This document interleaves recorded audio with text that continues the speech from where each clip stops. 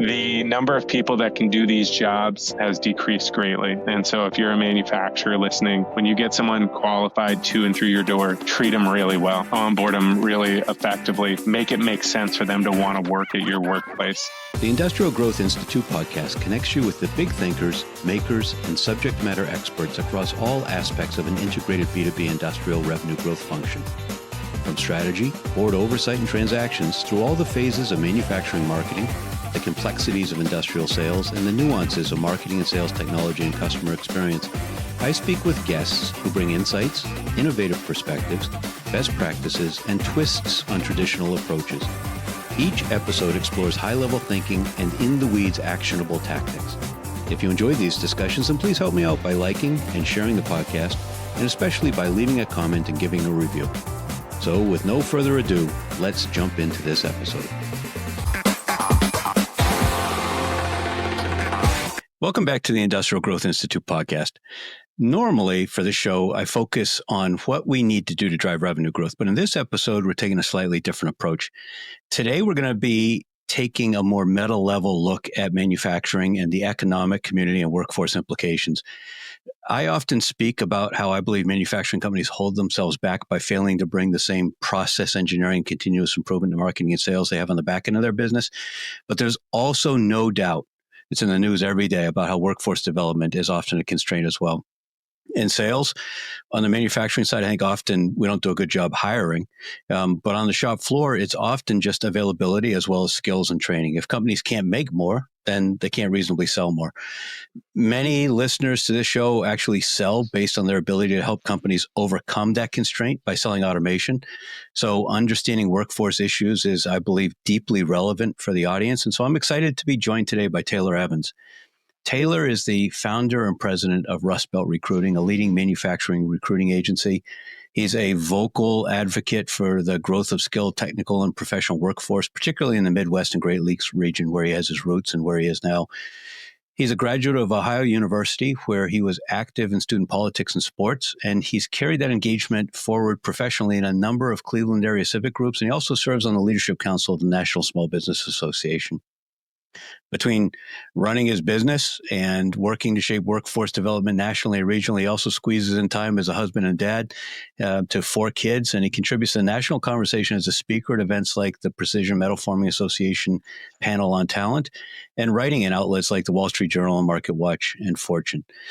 So I know that means that something else is going to go undone as he spends time together with me today. I'm very grateful for his willingness to invest that time and with me and with you, the audience, and to talk about these issues. So, Taylor, thank you so much for joining me.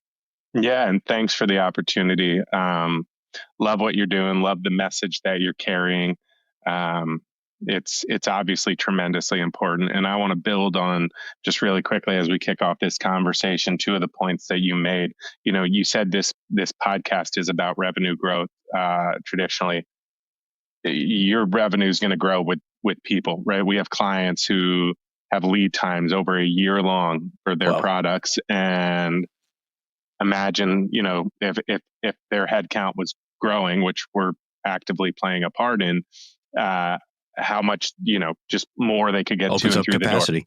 The door. Yeah. So many companies are just saying, we can outsell our production floor every day of the week. Right. And so, the demand is there. So from a revenue, so if you help them make more, I help them sell better and grow margins, and everybody wins. Everybody wins, you know, and I mean, truly, I reflect on this all the time. I had a client who went through a massive expansion, and we had the privilege of being the team that did that for them. And, you know, once it was done, about a year or 2 later, they did a $14 million facility expansion. And I consider it a trophy on my shelf that the head of HR said, this expansion is because of you. Because of the team you built for us, because of what you did for us. Like, there's no check I could cash. I guess I could cash a $14 million check and that'd feel pretty good too.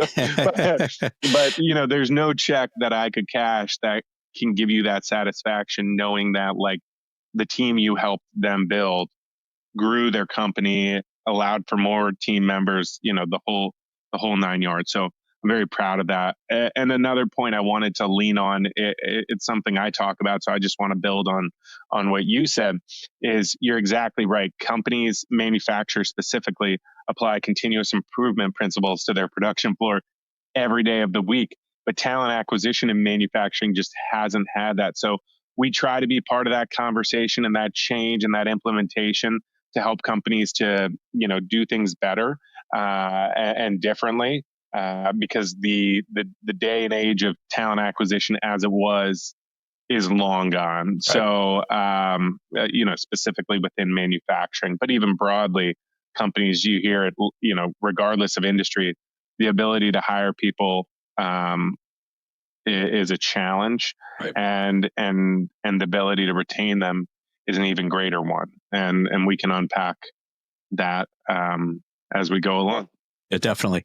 First, though, I want to start with something that I think kind of makes you unique. You went to college for sales. There's not many people that can say that. Most people fall into it. How did you discover it when you arrived there, or did you have this drive as a kid, child entrepreneur? Was that the plan? Yeah. So went to Ohio University. Proud Bobcat. Was just there last weekend. Love my alma mater. Not to be confused for others outside the state of Ohio with Ohio State, the Buckeyes. We are the Bobcats. So the Mid-American Conference team, green and white, and love my school. And I went to Ohio University and got a degree in sport management. Ohio University is often regarded as the best sport management program in the country. So, and with you being from Massachusetts, that might wrinkle some of your listeners, because the other best school is often regarded as UMass. So those are traditionally the two blue chip sport management schools. But while I was there, I intended to be a sports agent. Like, I wanted to be Jerry Maguire and work with these with these athletes. And to be completely honest with you, I'm thrilled I didn't. I would have no interest in that today. Today, I consider myself an agent to industrial athletes. Sure. I say that kind of tongue in cheek. So I got somewhat of a similar trajectory. It's a stretch of a parallel, but helping people, with their career journey. Were you an entrepreneur as a kid? Yeah, I'll come right back to that, but I don't want to miss the sales piece. So my dad, to his credit, Ohio University also has a best in class sales certificate program called the Ralph and Lucy Shea Sales Center. And so I went through that program and did get the certificate in it. So it was a great education to learn the principles of sales. I'm a supporter of them still. I will say, learning sales at a theoretical level, and that program definitely gives you tremendous experience and insights, and it has bloomed into something even greater since I've left. But the sales center launched me, and the sport management program launched me into my first job, which was with the Cleveland Cavaliers. And one of the best things about that job was the way they train you, the amount of training you get, and they bring in outside trainers. I think we probably spent 5 hours a week in training, which is a lot of time, when you're an entry level team member. But I learned a ton, and there's things about those days that I use to this day. And I also, you of course adapt your own sales style. To your question of if I was an entrepreneur as a kid, yes. When I was about 15 years old, I wanted to go visit my aunt in Chicago, and I grew up in Southeast PA. And my best friend and I, my parents were like, "Well, get a job to pay for the trip." They wanted to push me to do that, and so I walked out to their shed and took their mower, and we really tried to professionalize it, right? So my name is obviously Taylor. My childhood best friend is a guy named Gregory Lord. And so the two of us created Lord and Taylor Lawn Care. And And so we went around town with our T-shirts, and probably got a dozen, maybe a few more clients, and we were doing great. We had two of our buddies working for us. We didn't run the most businessy of businesses. If they mowed for us that day, they got to keep the cash. There was no like cuts or splits or anything like that. But it was a great experience, even just marketing ourselves and learning some of those principles. So I've always had a very entrepreneurial spirit, to be honest with you. The 5-6 years that I spent working for others were invaluable in terms of what my future holds, if you will.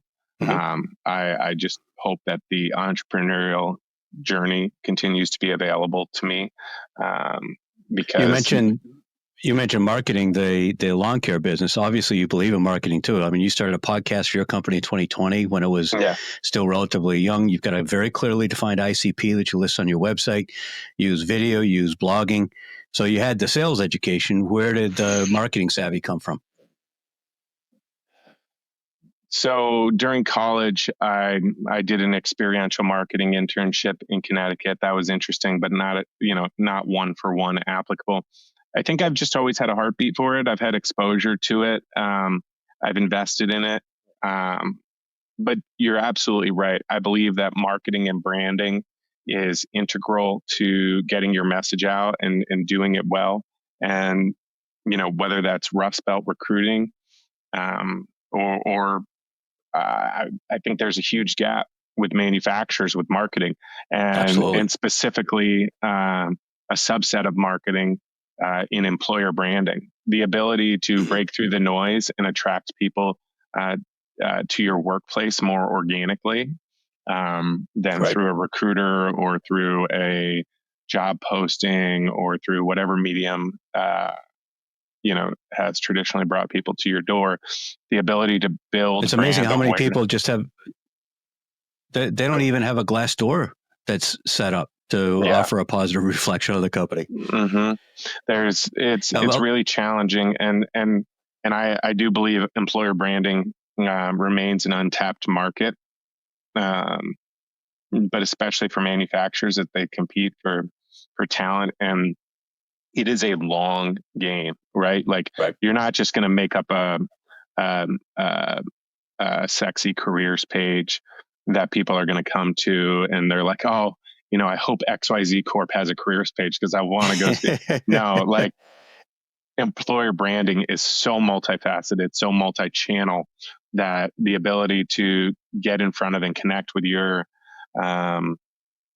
future teammate is truly a long game. And the old adage, the best time to start was yesterday. Right. The second best is now. So under your Workforce LLC umbrella, do you help companies with that employer branding? We've helped before, hit the pause button on it just to dial back to our core focus of recruiting. But it is something that we have consulted with companies along the way and added input and perspective, be it paid or just organically providing advice. But even the way you as a company present the opportunity at your company is integral. Seeing some really scary job descriptions, that oftentimes it's not even the job they're hiring for. No kidding. Yeah, I argue that a job description is what you use when it comes time for a quarterly review. But it's a fairly dry iteration of the tasks that are expected. I think a job posting ought to not describe the task, but describe the person who's going to thrive in that role, as well as the color about the company.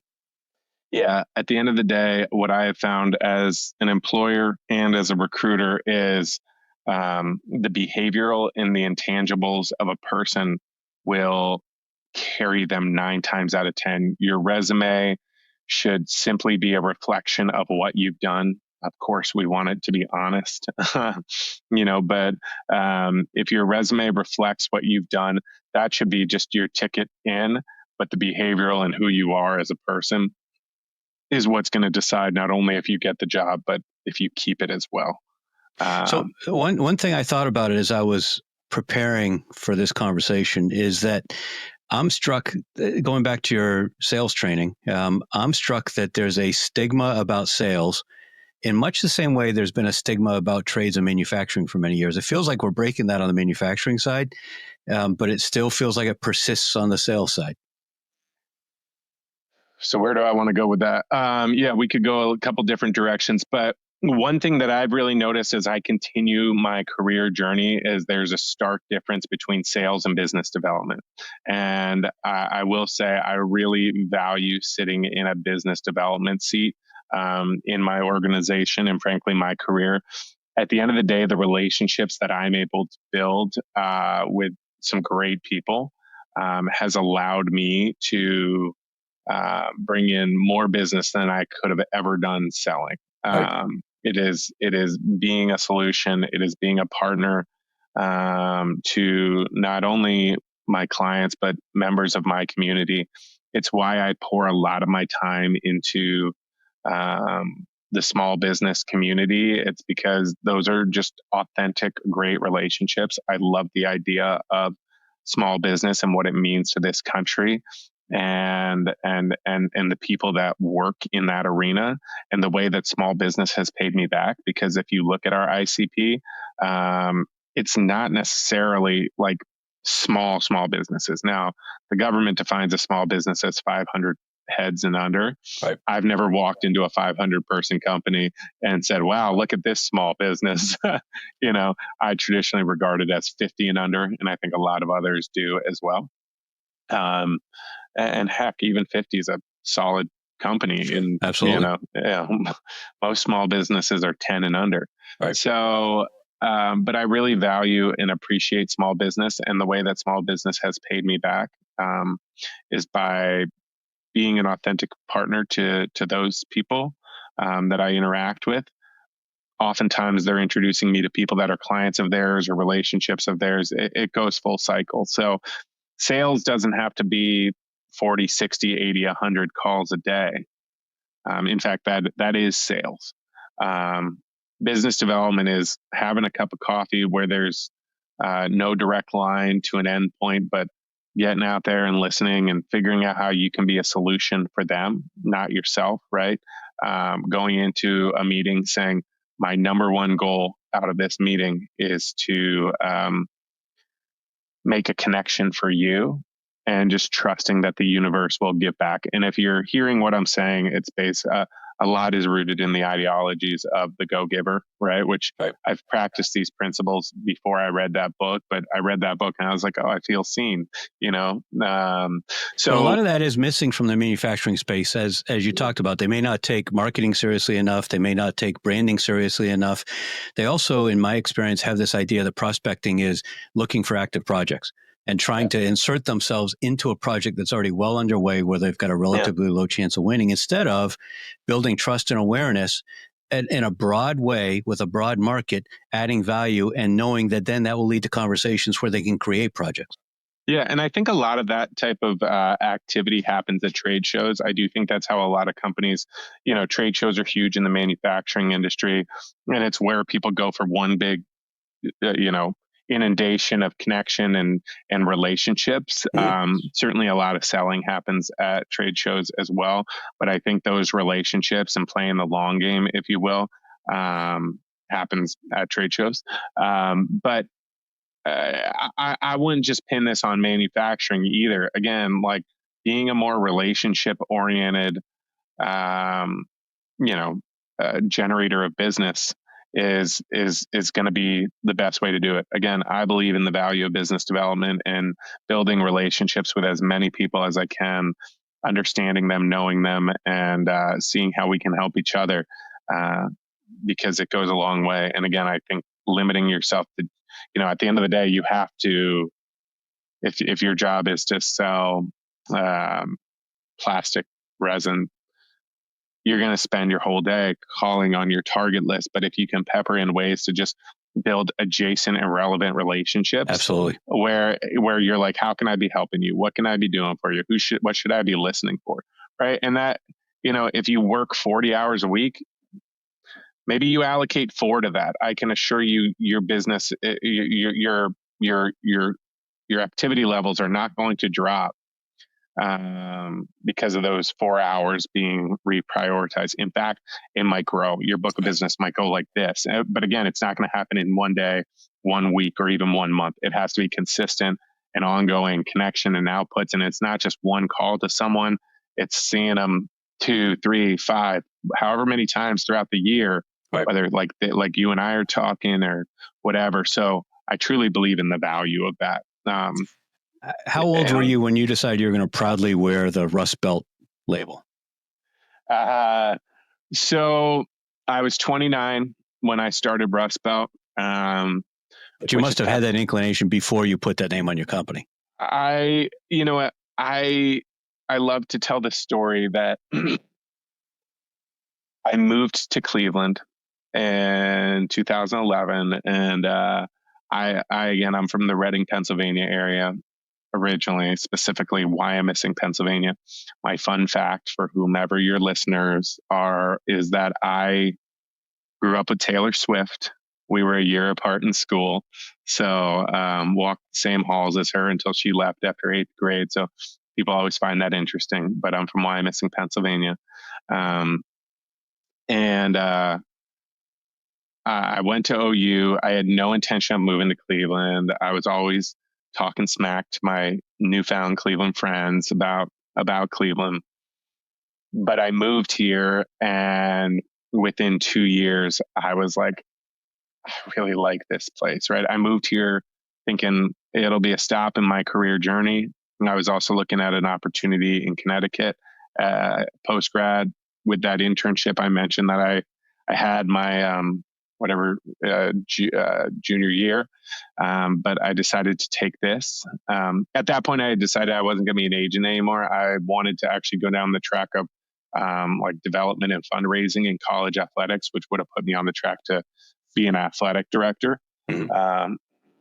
But got into my job, took another one, and then ultimately left town to move to Austin, Texas.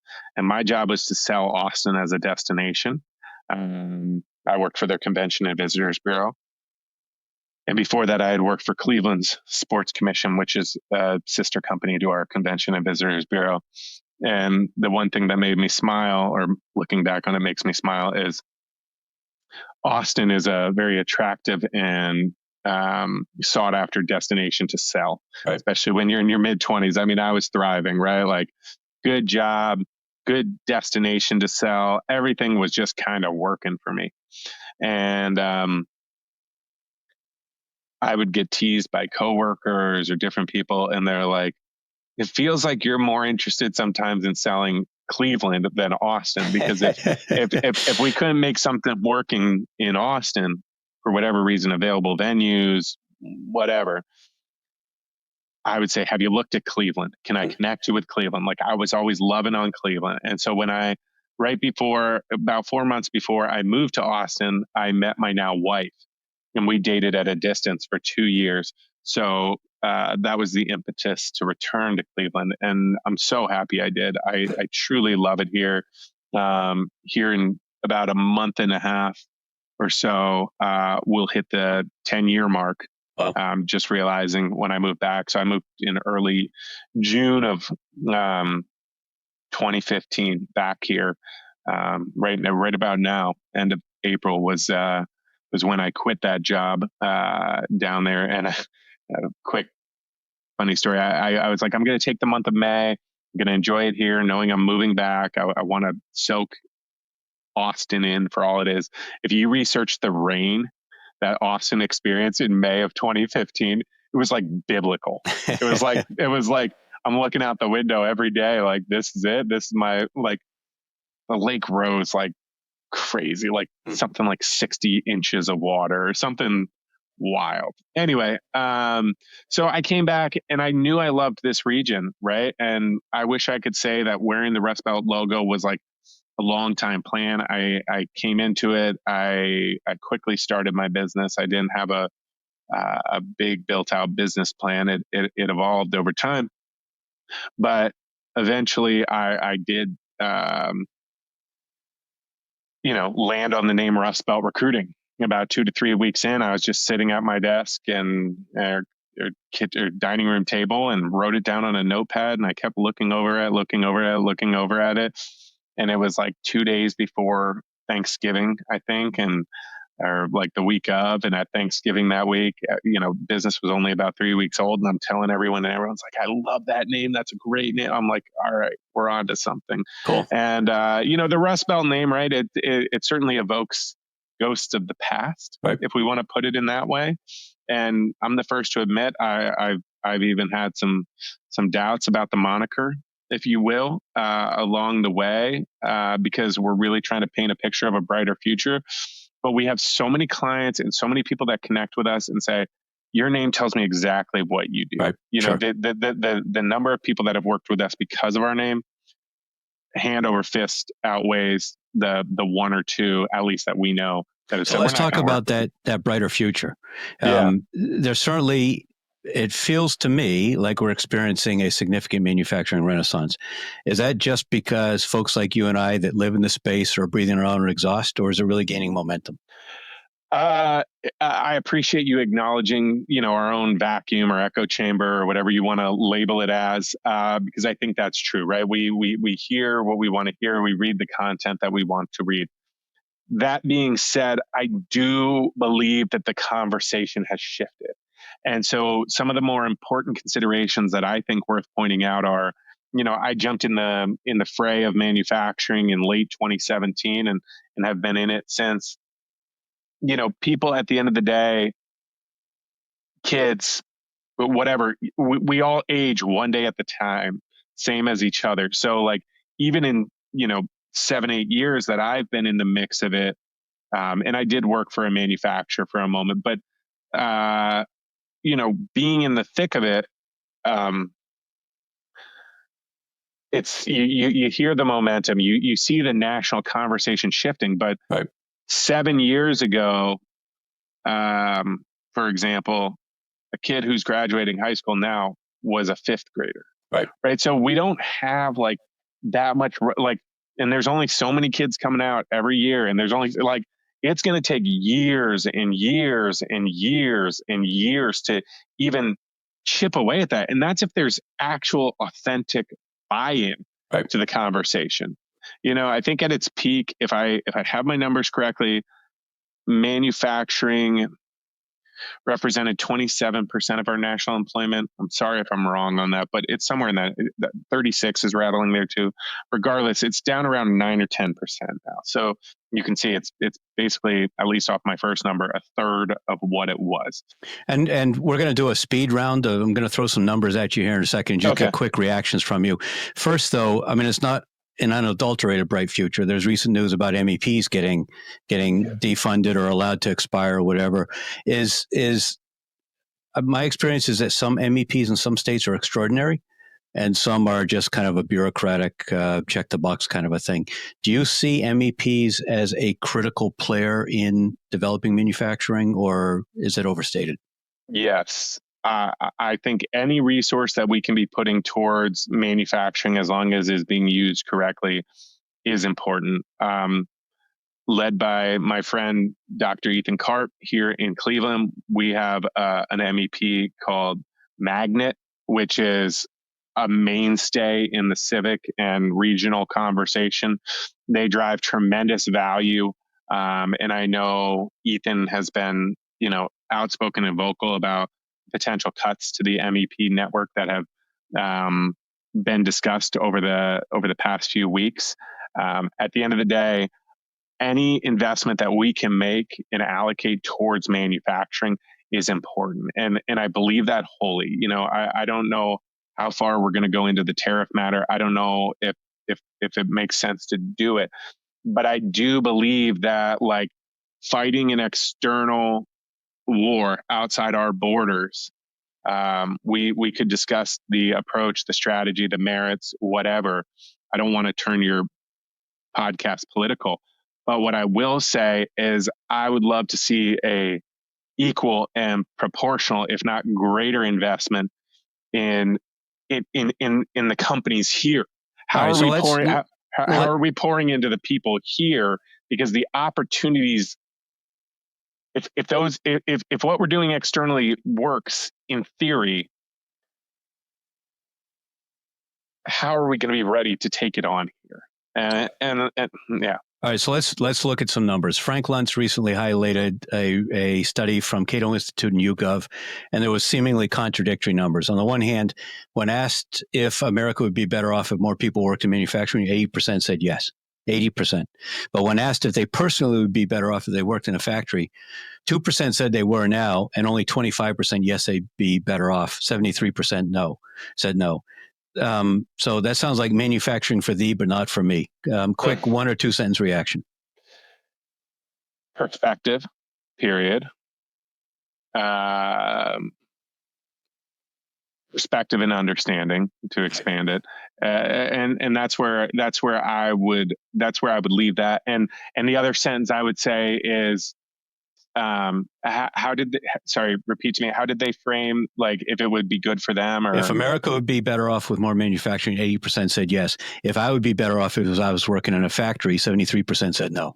Yeah. So before I respond to whatever the number is, the 73, I would want to say, what does better off mean? We need to unpack better off, because I wrote an article for Fortune last year that said the connection and community that people could develop in a factory floor, and the relationships, might be so much more enriching to them than you and I working as remote employees, or seeing each other once or twice a week at an office. So I could dig into that. American manufacturers will need 3.8 million new workers in a decade, and nearly 2 million of those positions are projected to go unfilled due to skills gap and labor shortage. Again, real quick answer. Yeah. That's my answer. So what's the key? Is it vocational education? Is it parents getting on board? What's the key? Yes and yes. All of the above. Let's figure out our immigration policy. Let's find a way to get bipartisan support to bring in workers who would be more willing to do those jobs, and do it at a better wage where they might have in other countries. Sometimes it's not just willingness and wage. Reuters recently reported that in Mississippi County, Arkansas, steel workers earn an average of $118,000, but companies can't fill the jobs because there's housing shortages and people have to drive 2 hours to get to work. Yeah, this isn't as linear as just like getting, the whole ecosystem has to be developed, which again is what's troubling about. We are trying to bring jobs back to this country, and I couldn't be more for it, and specifically manufacturing jobs. This is like my Super Bowl, right? Like, for my business, manufacturing jobs coming back here is like, oh my gosh, it's the Super Bowl. But we've already got so many here that we can't fill, that the ecosystem is not established to take them on en masse.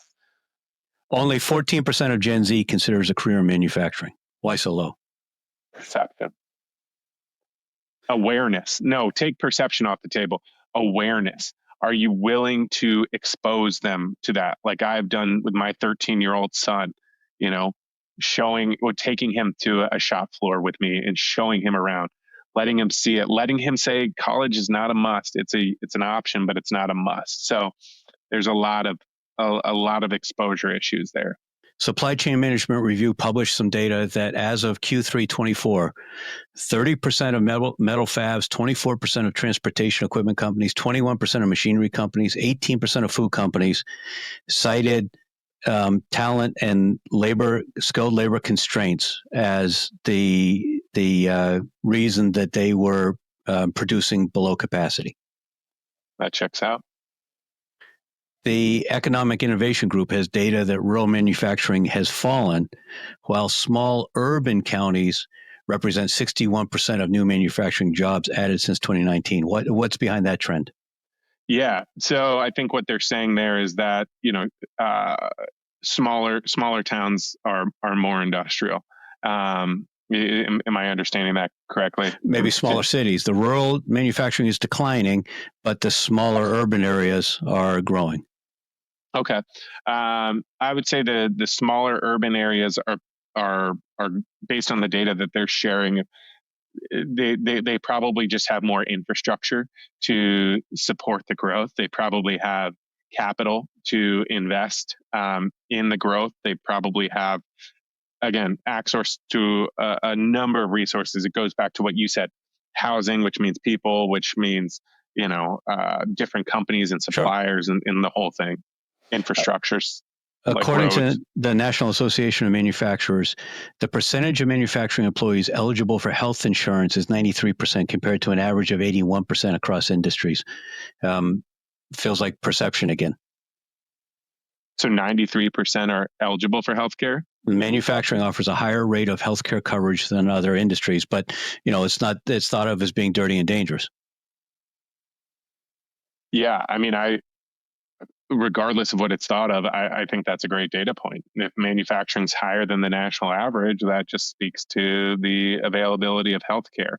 Right. I would be curious how that other 20% breaks out. But yeah, I mean, at the end of the day, manufacturing, you are working around moving parts and actively building things, and so it's a necessity to be able to provide healthcare to your team should something happen to them. People think of manufacturing, when we talk about growing manufacturing, they think primarily of workers on the factory floor, and that's typically 60 to 70% of employment. But 30 to 40% of jobs that are created as you grow manufacturing are support roles. They're, accounting and engineering and finance and Sales. HR and sales. Exactly. Absolutely. Yeah. People don't think of, in my experience, don't think of those follow-on jobs that are created as well. Yeah, and whether you want to start your career on the floor and grow into one of those support roles, or if you want to vice versa, be an engineer. I think the best engineers have spent some time on the floor and work in the building and see and touch the product. I think the gap that has drained American manufacturing is we've shipped a lot of those production jobs overseas, but more importantly, or not more importantly, but the engineers, they just design stuff here now. We've become, and then we ship it overseas. And we've lost the tacit knowledge about how to actually turn it into a product. As opposed to the engineer saying, I have an idea, taking it out to the shop floor, talking to a machinist, talking to someone who can make it, a welder, whatever, and they iterate until they have a better product. So, so you mentioned your friend Ethan Karp. He recently had an article with a statistic that in 2015, only 23% of respondents had a positive association with the word manufacturing, but today it's 85%. Yeah, I mean, certainly that number is a good one, and I'm optimistic about it, if you will. However, I would want to unpack that number more. I hate to rain on it, but 85% is a great number. I do think we've moved the national conversation in that way. But I don't know if 17 out of every 20 people that I talk to are really even informed about the opportunity in manufacturing. But it's a great number, and assuming whatever organization did the survey, I thank them for it, because let's close that final 15% and get it to 100. Something happened in the mid-'70s in the U.S., and nobody's quite sure what it is, but there was a change, some fundamental change in the zeitgeist and manufacturing. Some say it's the Clean Air Act. Some say it's increased litigation. Orrin Cass had an interesting book, Once and Future Worker. J. Storrs Hall had a book, Where's My Flying Car? They both really opened my eyes to the regulatory challenges that in many cases retard manufacturing. Do you get involved from that angle at all? We get involved from an advocacy standpoint through the National Small Business Association. And specifically here, I'm a member of an organization called COSI, which is Council of Smaller Enterprises. We're a 10,000 member chamber for small businesses, part of our larger regional chamber, the Greater Cleveland Partnership, which brings our total to 12 or 13,000. And I'm the chair, the advocacy for for COSI for small business. And as a result, I get engaged with advocacy at the local, state, and federal level. But the National Small Business Association is our primary federal partner at this point in time, and so we have an active voice at the table. We have a really big block members on their board. I am not one of them at this stage, but we have a really strong group there, and those those messages are carried right across the street to or down the road to the SBA. The SBA has recently developed a manufacturing component that they're putting out there and creating the opportunity for Advocate. So, wrapping up my long-winded response, yes, I do get involved in advocacy as much as possible, and my heart beats heavily for it. There's a lot of doom porn around the impact of private equity on manufacturing. So I was intrigued. I dug into some data. There's about 245,000 SMB manufacturers in the U.S. Roughly 11,000 have received PE investment in the last decade, and there's about a run rate of about 1,000 a year. So maybe 4 or 5% of manufacturers. Your ICP clearly identifies companies that are scaling for a transaction, and I know you make some investments yourself. What do you see net about the impact of private equity on manufacturing? Yeah, I've had the pleasure of working with a lot of great private equity firms, we in varying capacities, and I certainly recognize and understand the heartache about what private equity can do to an organization. It's not lost on me. But that being said, there's a lot of good people in PE, and I think PE is evolving. I've seen it done where, in the past, PE was just money men with spreadsheets. Now PE is realizing, if we're going to be a manufacturing PE firm, we're not just going to, be a bunch of finance guys. Like, we all need to understand that finance, but we need to have in-house manufacturing acumen. Like, if we're going to try to scale and grow these companies, this isn't just like, we'll just call up Ed and tell him to fire up the sales engine at this place and everything else is going to go better, right? You need someone who can lead Kaizen events, who can implement continuous improvement principles, make massive changes, identify new verticals, understand the industry that you are serving. There is so much. So PE, while you need the capital to grow, they also can bring in some really strategic resources that, frankly, you may have never been able to hire otherwise. I completely agree. I see a lot of portfolio resources around lean and process improvement, improving the manufacturing, improving efficiency, not to eviscerate the workforce, but to help the company make more, better, faster, less expensively with the talent that they have. I also see now, which is where I started to get involved, more and more private equity is starting to recognize that organic growth is where the playbook for financial engineering and for inorganic growth is pretty well understood and in many ways played out. So organic growth becomes the place that they need to figure out how they're going to, make their exit. Yep. Yeah. And at the end of the day, it's okay to understand the playbook of PE.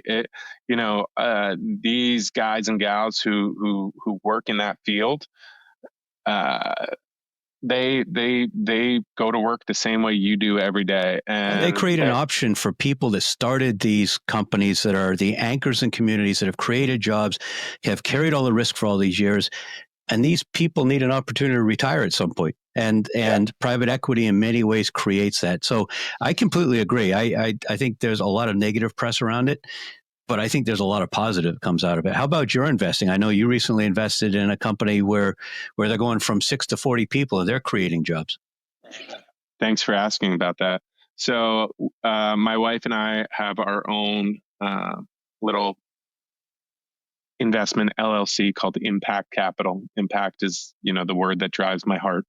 And we've made 2 investments so far. The first is a company out of Massillon, Ohio, called Martin Pallet, and they are a pallet manufacturer. And again, came in and really saw some great investments into this small business through the team there. And pallets are actually a great leading indicator of the health of the economy. If there's more pallets moving, that means there's product moving. And then the second company that we just invested in about 2 months ago is a company called Welly.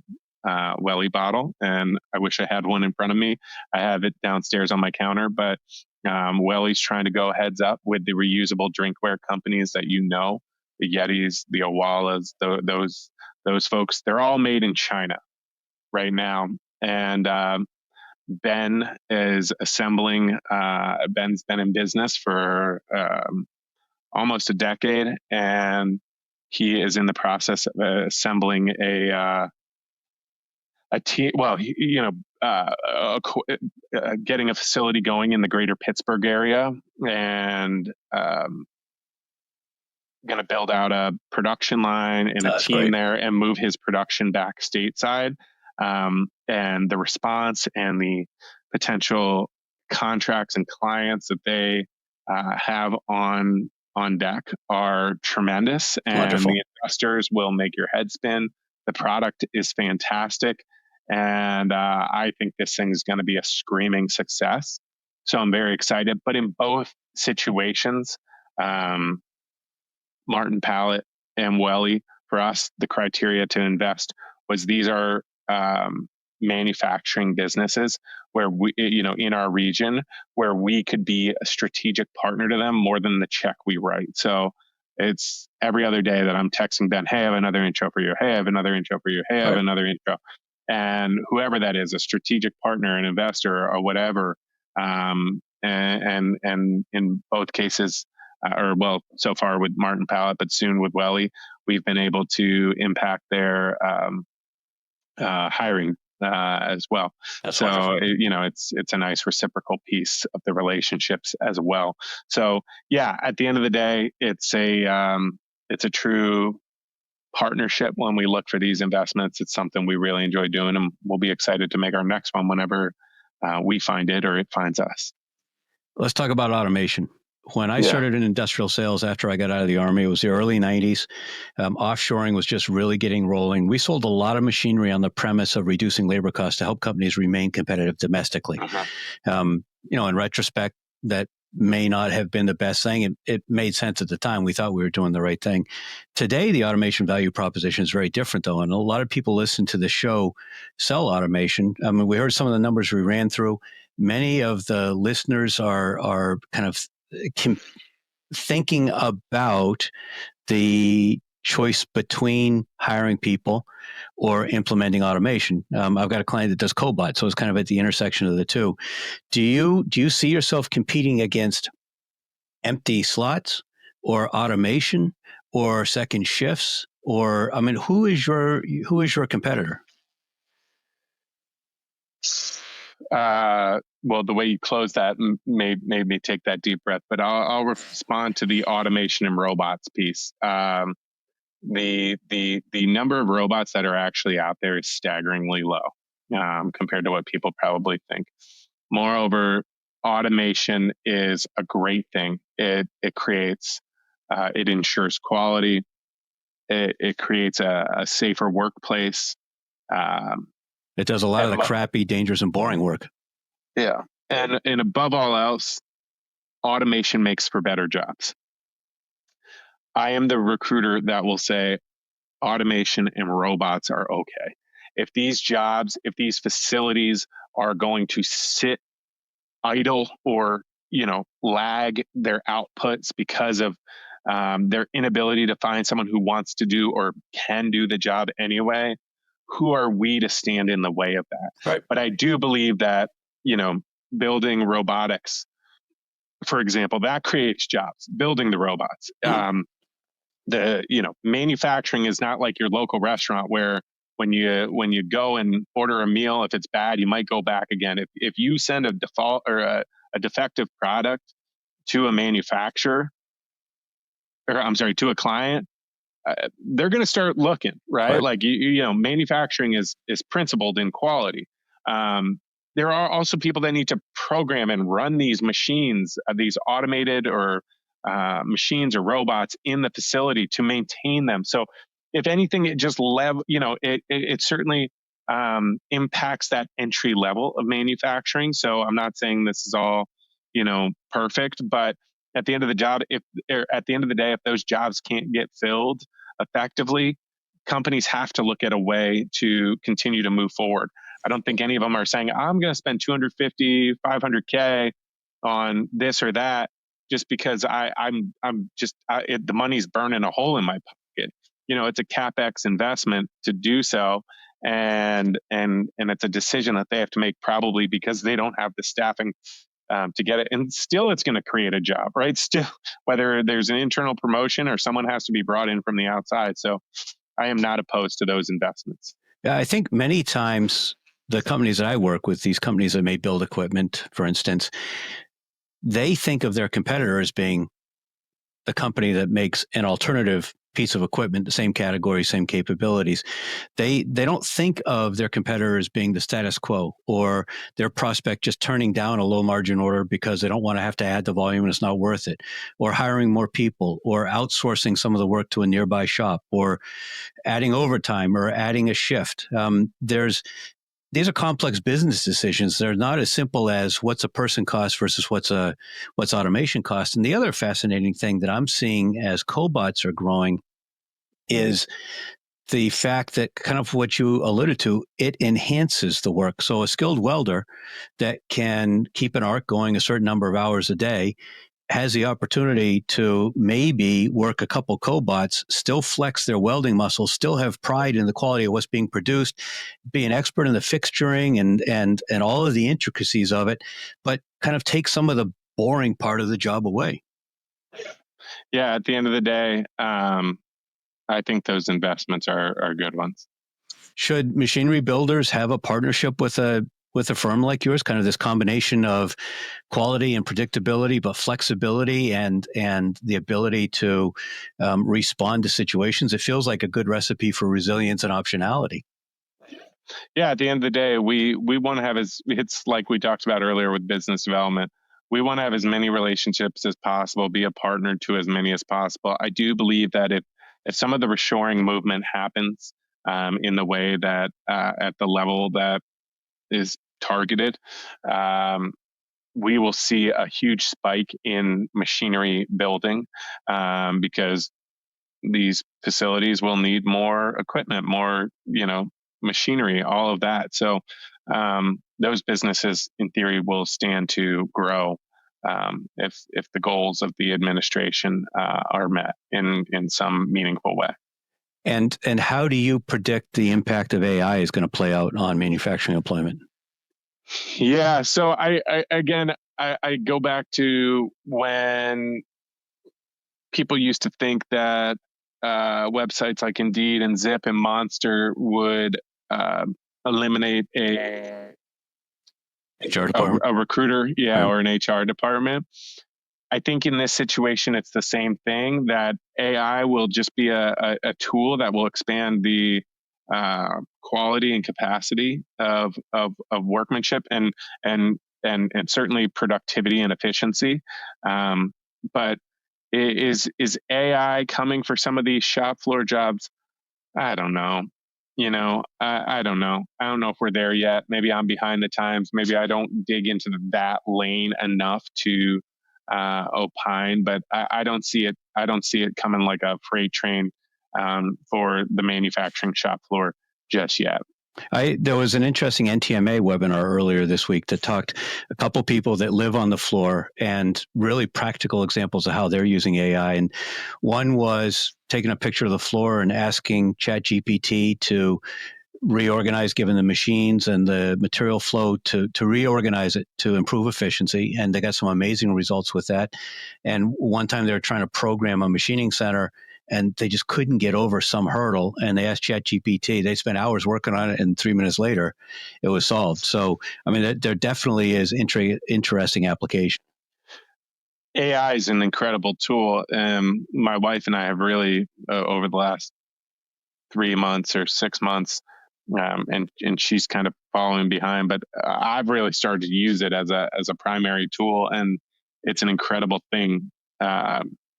That's all I can say, and I'm not going to say anything negative because maybe it'll listen to this episode and be pissed at me otherwise. Give me an example of a decision you've made along the way that you regretted at the time, you thought was a huge mistake, but it's turned out really well for you. Oh man.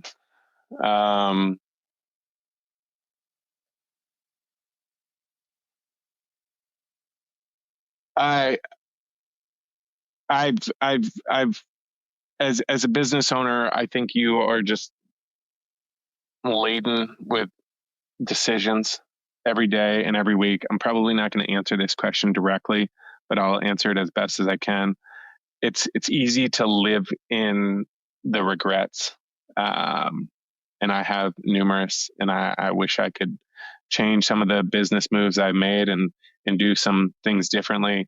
The one thing that I don't regret is starting this journey.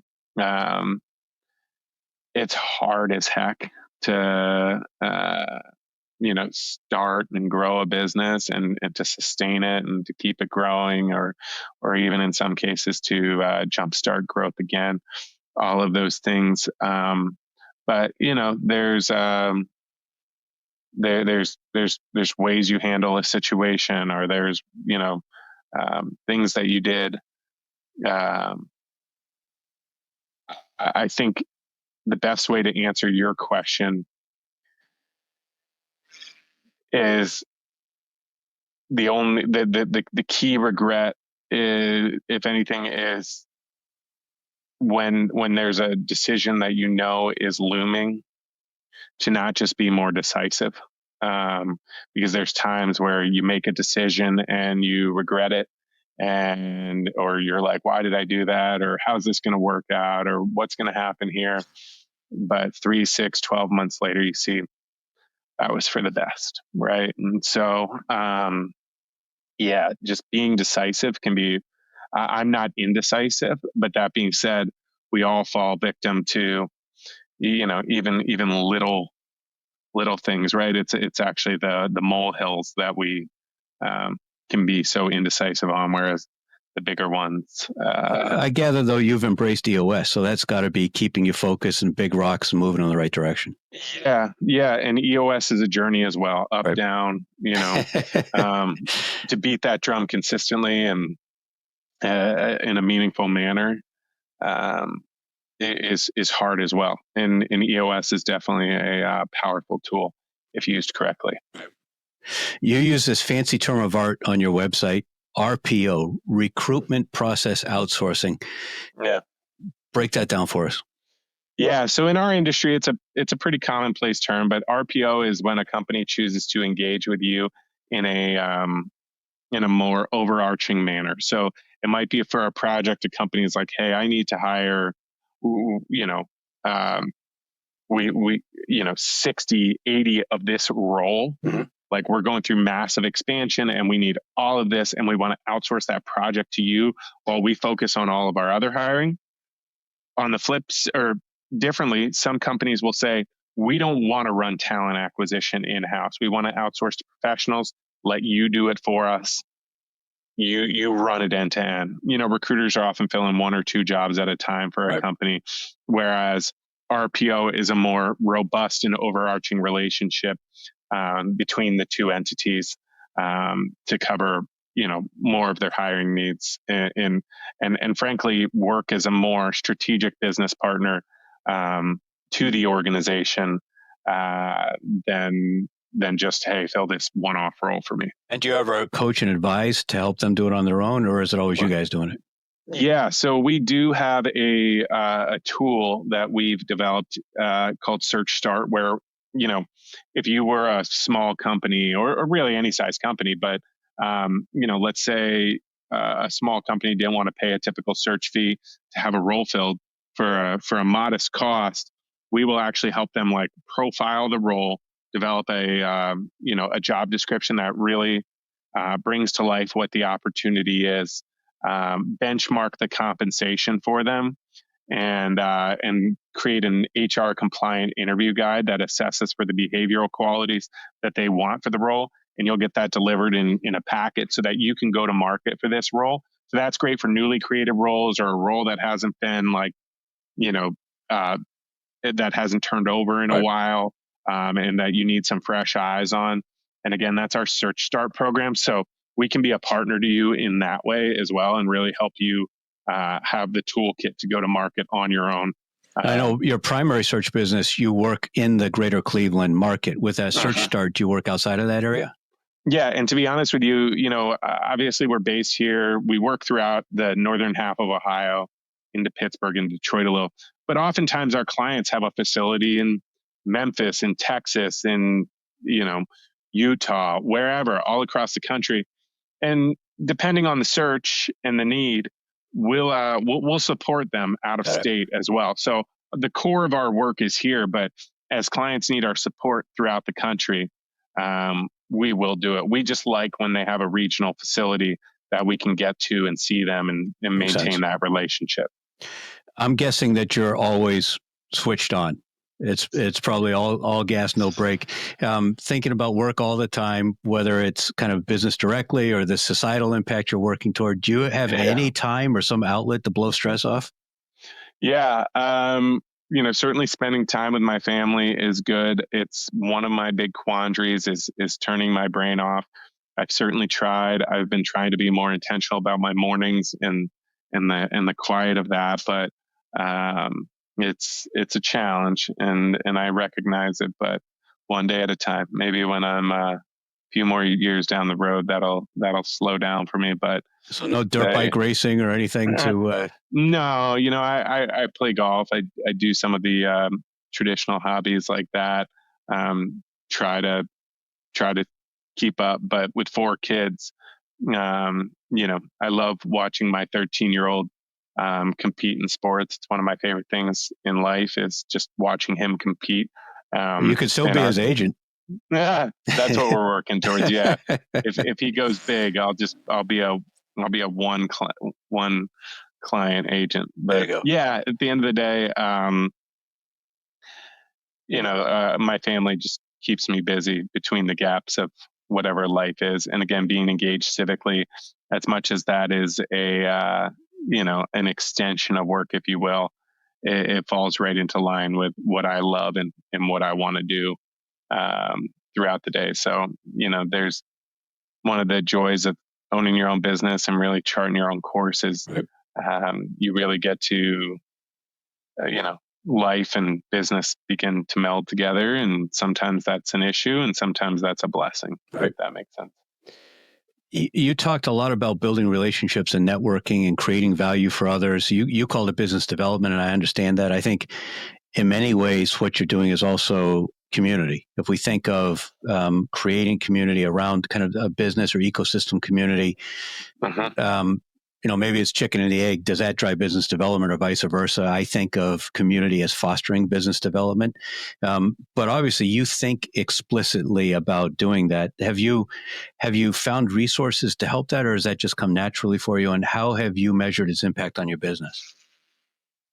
The impact on our business is measurable. I mean, what the relationships that our business and our brand have developed unto themselves is beyond my wildest dreams. As it relates to me and my approach, I think you probably reframed it even better than I could. Community. I mean, community is so important to me, and being able to be a contributor to my community fills me up. It adds value. It's knowing, like, it's funny. I have this throughout my house. Ralph Waldo Emerson's poem "Success" says, "To know that one life has breathed easier because you have lived. This is to have succeeded." And at the end of the day, and that hangs above our stove in the kitchen for our family to see. And by pouring into others and creating a better and stronger community, you're well positioned to live a good life. And I know that's a very boiled down version of things, but I'm grateful to be a Clevelander. I love it here. I love the people here. I love the authenticity and the grit, and I love the community of manufacturing. Like, I really, I believe in the work we do. From a strengths finder standpoint, my number two core value or strength was belief, which is actually one of the least common traits among strengths finders. But like, I believe in the work we do. I believe our stuff. I believe what we're doing. And so to that end, that's what fuels me. And so that's why, even though there's often not an off switch, or it's, kind of like an Energizer bunny type ethos, I am highly driven to make an impact, and even just through connecting two people who would have not known each other, and Right. seeing where that goes, and expecting nothing in return for it other than the universe knowing I did something good, and hoping it'll boomerang some love my way. Speaking of Along. boomeranging love, what's the most creative manufacturing day event that you've ever seen? I, I I'm going to draw a blank on this one. I'm sorry, but There must uh, have been some great ones that you've wandered through. yeah, I even just think the fact that they open their doors Right. on manufacturing day, and there are so many cool companies out there that are building amazing things, and to see those processes, because oftentimes those buildings are just four walls and no one knows what's happening inside, but you go in and you see a world-class defense supplier, or Right. making toys for kids, or whatever the business is, this widget that goes in that widget, right? Seeing some really, really, really cool companies, and they're all like right here in plain sight in our communities. We just don't know they exist. Speaking of plain sight, there's a lot of prospects in plain sight, but companies have a really hard time getting in. And I've seen some really creative companies use a podcast as a business development tool. They're able to get conversations with business owners that they couldn't get, prospecting for sales. They do through the podcast, and that turns into an opportunity. Have you had luck doing that? Yeah, I mean, our podcast has definitely drawn business to and through our doors. The Rust Belt Rundown is our podcast. We recently took a pause towards the beginning of the year, and plan to relaunch it. My best friend was our host, and unfortunately, our host got poached by ESPN. He's not on air talent yet, but I like to say it tongue in cheek that we lost our podcast host to ESPN, and he moved back to Connecticut. And so, with us in our podcast, our strategy there is we want to create a medium to actually spotlight new, different, and diverse dialogues that don't have to be really even applicable to manufacturing. If I just had a manufacturing HR podcast or a manufacturing specific, yeah, I'd get in front of my audience, and maybe that's the play. But for me, I really enjoy spotlighting all the regional happenings, or just through my community and business development journey, all the different people that I get to meet. I'm like, I want more people to hear your story. I want to put you out there, and so it could be, you know, anything. We've had politicians from our Cleveland's current mayor when he was a candidate, to our former lieutenant governor who's now a U.S. senator, to just all kinds of people, left, right. And you mentioned like get those conversations with the business owners. That's cool and all. Often they're dynamic people. I spend a lot of time with business owners. Obviously, I'm one of them. But at the end of the day, I want to spotlight the people as well that are like mid-tier in the organization, doing something that Sure. you will never know if they're not your neighbor or your business contact. Be like, look at what this unique role is, or look at this unique organization, what have you. So for us, it doesn't have to be the leader or the executive or anything like that. We just want to spotlight interesting and good humans who are doing meaningful work in their communities, and shine a light on it so that they are spotlighted in their own right, and get a little praise that they deserve, that they may not have otherwise gotten. So one of the themes that I have, in addition to this industrial revenue growth, which covers a broad spectrum from governance through marketing and sales and customer success, is the threads that I see of military veterans and former collegiate athletes that often are in strong leadership positions. So I'm active in the veteran community, and that makes me wonder. I hear a lot about tax credits for hiring vets. Do you find is that a major factor? Are people aware of that? Does that incent hiring behaviors? Yeah, I mean, there's opportunities for that. It's great, and that just comes down to, like you're saying, the company's awareness. If they have a good accountant, or a good tax professional working with them. Mhm. One that I know is the Work Opportunity Tax Credit. It provides for hiring for veterans, and so there's a number of those out there that I think are great ways to offset the cost of hiring and onboarding, or however you want to use that money. But there are definitely incentives, and they should be taken advantage of. Right. Are there particular podcasts besides yours when it comes back on regularly, podcasts or blogs or YouTube channels that you recommend to help people follow the renaissance in industrial manufacturing and understand more about the talent management space? Oh gosh. Now, to be honest with you, so grew up ADD, ADHD kid. So one of my problems with listening to podcasts is if it's 30 minutes long, for example, I hear the first 2 minutes, I hear something I think of, and then I start pondering it. And then 3 minutes later, I come back and I'm like bouncing all around. So I will say the two podcasts that I would plug that I really enjoy is, one is a news source for me, Morning Brew Daily. Morning Brew is a great outlet, and their podcast is fun, enjoyable, lighthearted, makes it easy to keep listening to. And the other one, I'm going to plug a local one. Lay of the Land is another podcast here in the Cleveland area, hosted by Jeff Stern. I was privileged to be a guest on it. And he does focus on founders of businesses in our region, and telling their story in an in-depth form. So while I don't have the specific ones you're listening to, I'd be remiss not to plug those two that I do enjoy.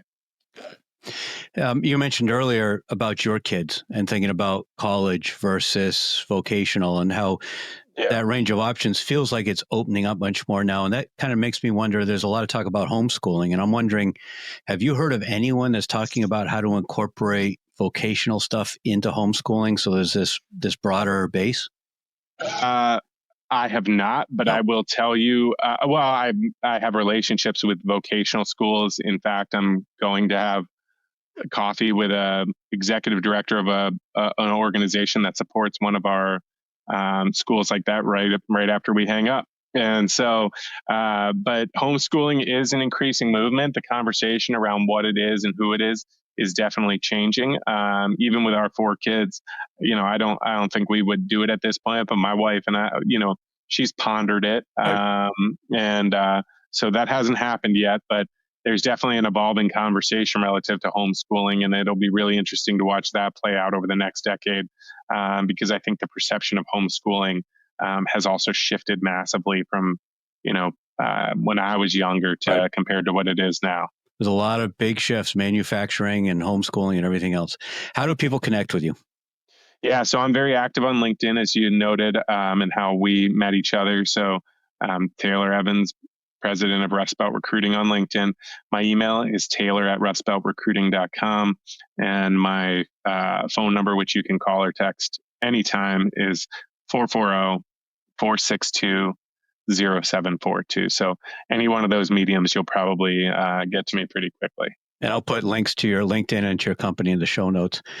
Yeah. As we come to the end, wrap us up here. What do people really need to understand about workforce strategy in the context of an American manufacturing renaissance? Yeah. The number of people that can do these jobs has decreased greatly. And so if you're a manufacturer listening, when you get someone qualified to and through your door, treat them really well, onboard them really effectively, make it make sense for them to want to work at your workplace. If you're a candidate, pour your heart and soul into this work, because it is meaningful. It is driving us towards a better future. Making stuff in this country is important. It has to happen. We cannot abandon that, and we need to reestablish that foundation for our generation, and even more so for the future. So, being reliant on a truly global economy. I'm not here to disparage global relations, but from a manufacturing standpoint, let's make sure that we can sustain ourselves here in the country as much as possible, so that we have a future to provide to our children and their children and so on. Because we have lost a lot of what made us a strong industrial nation and a worldwide leader, and we've diversified it. So there's no disparaging of that, but it is a priority that we need to continue to have a strong industrial base in this country. So if you're a candidate listening, whether you're currently in manufacturing or considering it, take a closer look, ask someone you know in manufacturing to set up a tour of their facility so you can appreciate what they do. And again, if you're an employer, treat it like your Super Bowl, because it's hard to get many people interested in this career path. And if we do, let's make sure they're given the opportunity to really pursue it fully. Great conversation. Thanks for the work that you do in support of manufacturing. Thanks for taking time to spend today with me and the listeners and viewers of the podcast. Yeah, Ed, this was awesome. I'm so glad you reached out, and I look forward to another conversation in the future, whenever that may be. And everyone watching and listening, you know the drill. Please like, share, comment, drop a question for Taylor in there. Share this with a colleague who you think might be interested, and please subscribe. Appreciate everyone spending time with us today.